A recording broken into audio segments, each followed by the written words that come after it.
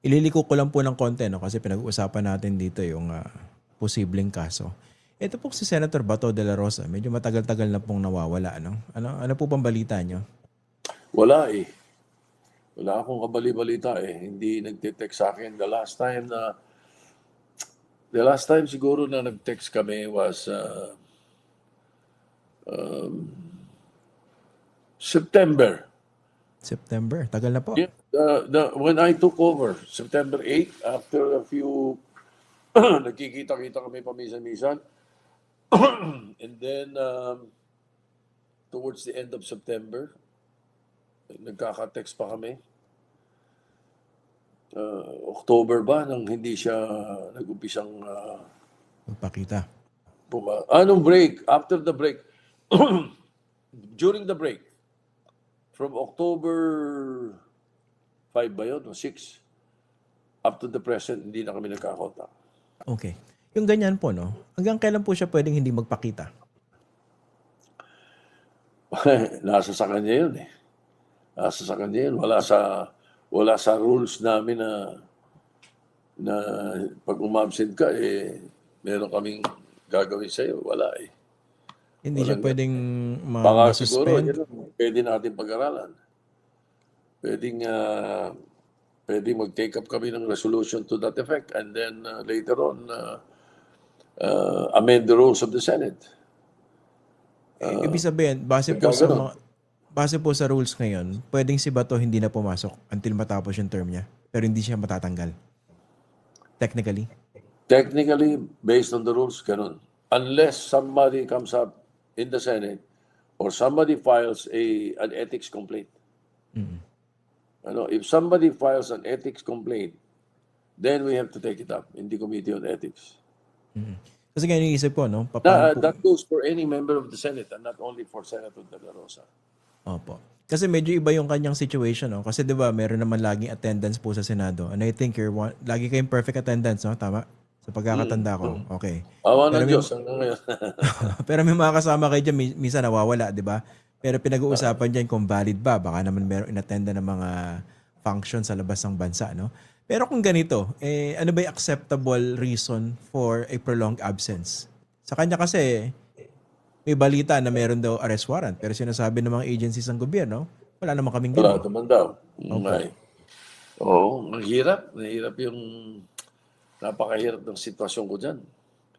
Kasi it has happened to us a number of times eh. It happened to us during the time of Senator Lacson. Hindi naman ako leadership noon, pero ilang linggo siya ilang buwan na wala siya. But there was no sanction. There is no rule on any sanction to that effect eh. So, iba naman na naaresto, nakakulong, hindi nakakapasok.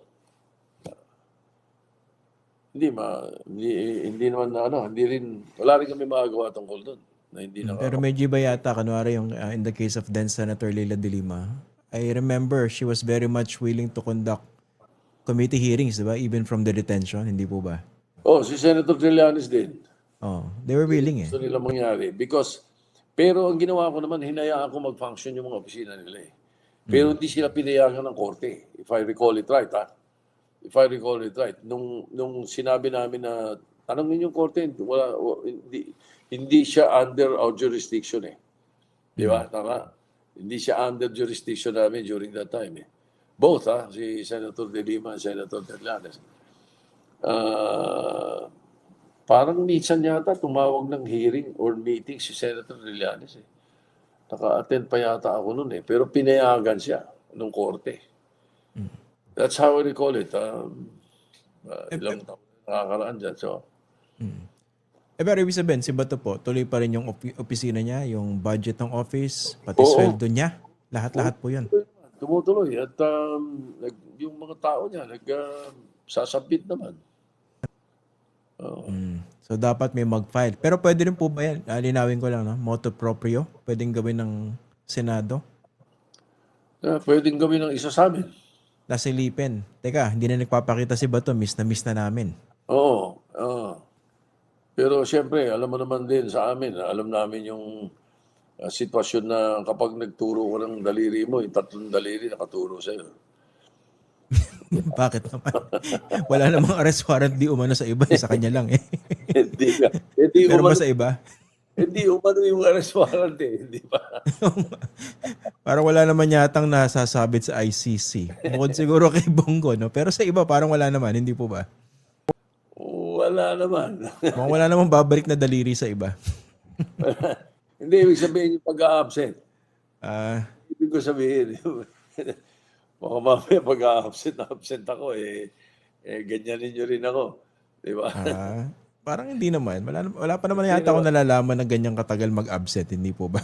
Wala pa naman. At saka marami magaling sa amin After roll call, nawawala Pero present dahil nandun sa roll call. Na medyo alam ko yon.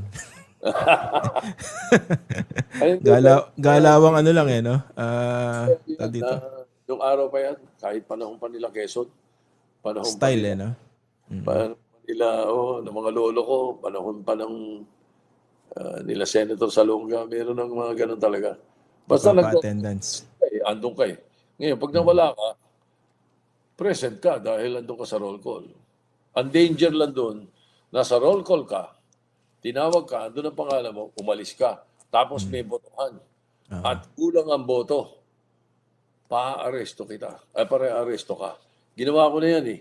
Talaga? Pwede pala yun? Committee leader ako, Senate President si Manong Johnny. Meron kaming boto, kakapusin kami ng bilang. Nag-suspend muna ako. Pinahanap ko yung dalawa, o hindi ko nasasabihin ko sino Pinahanap ko yung dalawa na alam kong kasama namin sa boto pero nawawala. Sinabi ko sa USAA, Sergeant at Arms. Hanapin niyo yung dalawa, dalhin niyo rito. Pag ayaw sumama, sabihin niyo, warrant of arrest galing sa akin. Sabi ko, Dumating. dumating. Nasaan Yun, daw po? yun, nasa rules namin yun. Pwede kang pa-aresto ng leadership kapag ikaw ay kailangan ng boto mo at wala ka. Di ba pwedeng gawin? Present ka pwede kung absent ka. Pwede po bang gawin kay Bato yun? Miski wala siya sa roll call, pero senador siya iparesto para makompel na umattend. Pinakamaganda na lang siguro para hindi na namin baliin ang mga rules namin is pag-usapan niya sa Committee on Ethics. Pinakamaganda, kung meron talagang kababayan tayo na medyo mainit ang issue niya dyan, mag-file na siya sa Committee on Ethics para ma-take up namin at pagkaroon kami ng pananaw na dapat maging pananaw ng bawat senador or baka ito'y maging in aid of legislation, magawa kami kung hindi man batas, gumawa kami ng amendment sa rules ng Senate na pag prolonged absence ay dapat ay managot or prolonged absence ay baka masanction. Siguro gano'n ang pinakamaganda nun sa bagay na yun.